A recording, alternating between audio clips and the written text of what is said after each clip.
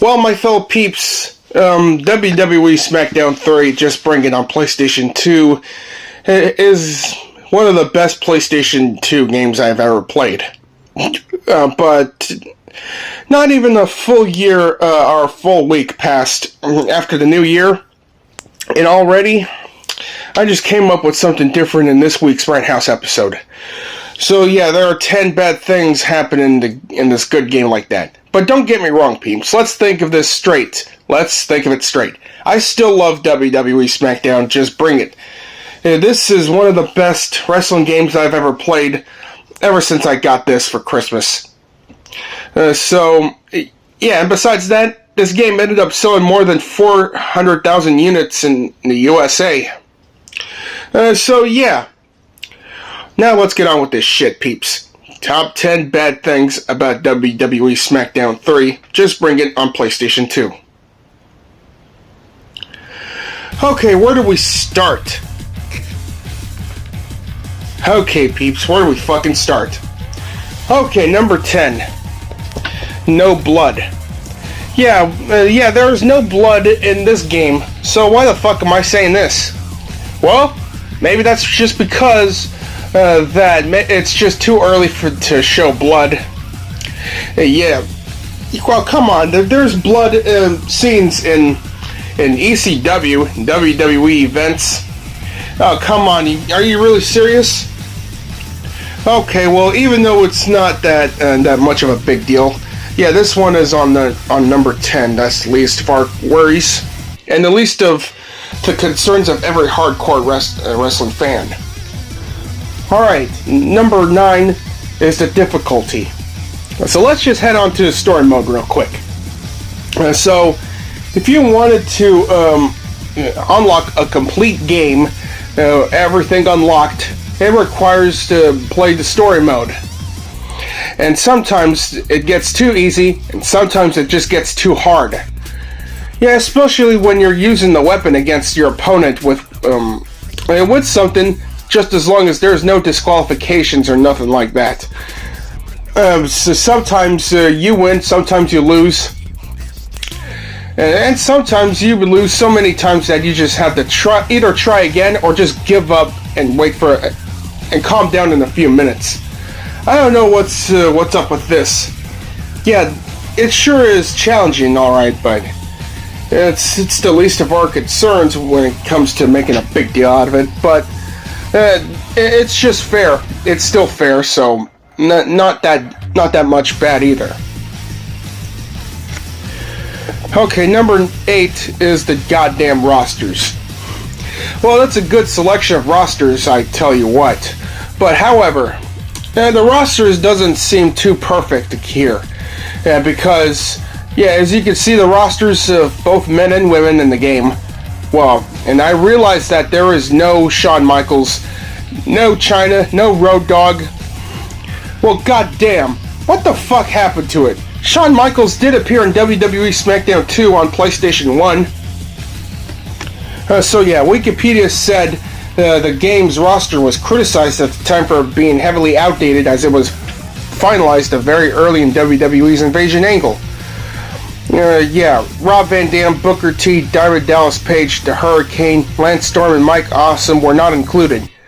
And not even Bull Buchanan from Right to Censor, or Val Venus. Why the fuck not? Is Val Venus too embarrassed to show up as his Right to Censor attire? Number 7, the fucking slobber knocker. Well, there's only 2 requirements to unlock 2 things. Yeah, 1 character and 1 arena.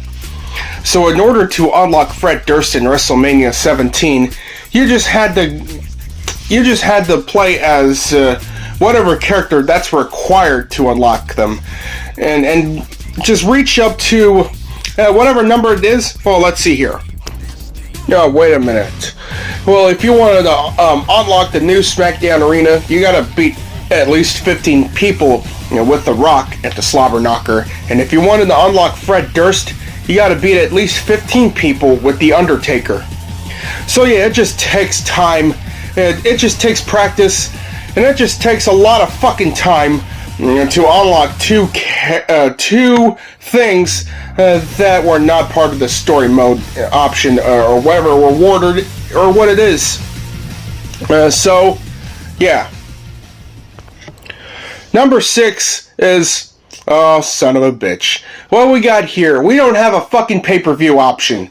We do not have a pay-per-view option, and I don't know what's going on here. Almost every WWE game, we had a pay-per-view option. Yeah, like create your own pay-per-view in WWE SmackDown vs. Raw, 2005, 2006, 2007, but not in SmackDown 3. Why the fuck not? That does not seem fair, is it? If you wanted to create your own pay-per-view, yeah, you should, it should have it in here. This game should have the create your own pay-per-view option. But nope, they just don't know. They just don't feel like having it, or maybe they just, I don't know what the fuck to say. Okay, number 5. Yeah, you have the game, and you have 3 other friends, and you wanted to play a Royal Rumble match, or an 8-man Battle Royal match, and also, yeah, you realize that there are 8 characters shown at once. Yeah, like the Royal Rumble or the 6-man tag or whatever it is, you cannot pick more than 4 players. Why the hell not? Is it because of the limitations on the PlayStation 2? Okay, picture like this. So, if you got 8 other controllers and shared with 70 of your buddies, but there's only 4 player limitations, well, if that really happens, looks like 4 other people are going to have to wait their turn.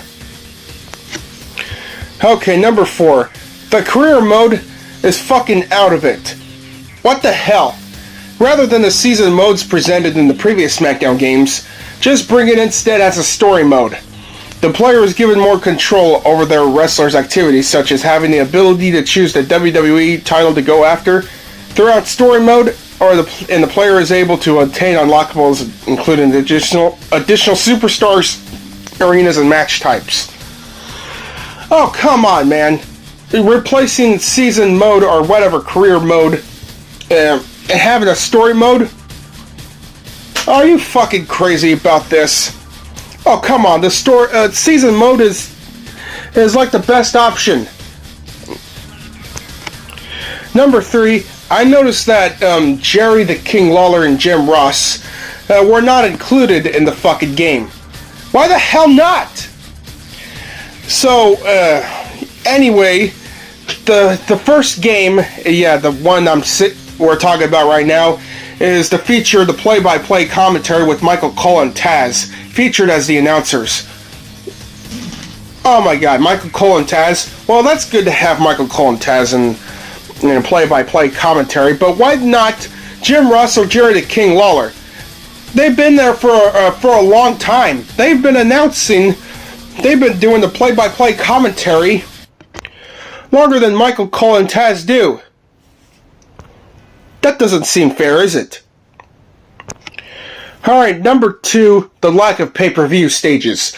The game features several venues from 2000 and 2001, including the Raw's War Arena and both the original and new SmackDown arenas, including the Sunday Night Heat and WrestleMania 17 and Insurrection. But what about the rest of the pay-per-view shit, like Judgment Day, Royal Rumble, No Way Out, Fully Loaded, Insurrection? Well, what the fuck? What about the rest of those pay-per-views that deserved stages of it, based on the real shit between 2000 and 2001? Well, however, all the pay-per-view arenas utilize the same arena with different logos on the ring mat, with the arena being based on the design of WrestleMania 16. Oh my god, I just don't get it. I bet they just don't have time to create more pay-per-view stages.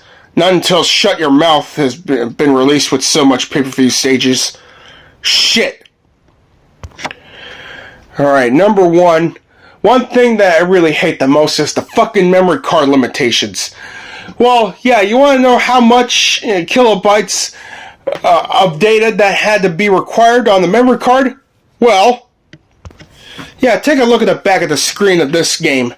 This was required 4,173 kilobytes. That's a lot of fucking space, man. How the hell could be so sure about this one? Why has it got to take so much space is right there. Well, SmackDown vs. Raw requires 592 kilobytes to save the game, but for over 4,000 in WWE SmackDown 3? Oh my god, what the fuck is going on with that?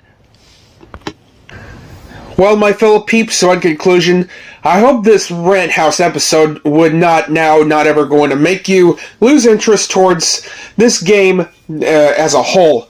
It's just how I feel when it comes to imperfections.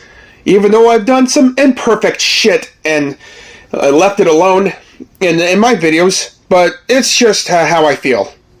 It's just how I feel. Just clearing out in my head of what is going on from keeping the game 100% clear.